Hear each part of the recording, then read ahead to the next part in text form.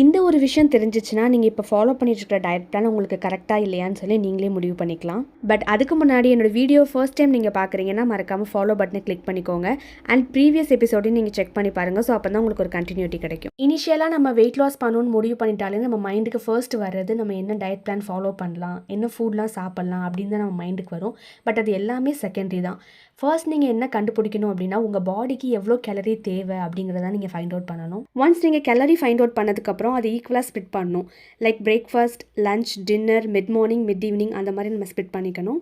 And இதை வச்சு தான் நீங்கள் ப்ராப்பராகவே உங்களோட மீல் பிளானை டிசைட் பண்ண முடியும். அண்ட் மோரோவர் ஒரு ஹெல்தியான வெயிட் லாஸ்க்கு கேலரி டெஃபிசிட் ரொம்பவே இம்பார்ட்டண்ட். அதுக்கு கண்டிப்பாக உங்களோட பாடி கேலரிஸை தெரிஞ்சால் தான் அதை நீங்கள் பண்ண முடியும். அண்ட் ஒர்க் அவுட்டும் நீங்கள் ஸ்டார்ட் பண்ண முடியும். எனக்கு கேலரி எவ்வளோன்னு சொல்லி ஃபைண்ட் அவுட் பண்ண தெரியல அண்ட் கேலரி டெஃபிசிட் பற்றி எந்த நாலேஜும் இல்லை அப்படின்னு சொன்னால் கீழே கேலரின்னு கமெண்ட் பண்ணுங்கள். நான் நெக்ஸ்ட் வீடியோவில் கண்டிப்பாக டீட்டெயில் எக்ஸ்ப்ளனேஷன் வித் என்னோட எக்ஸாம்பிள் வச்சு நான் உங்களுக்கு சொல்கிறேன்.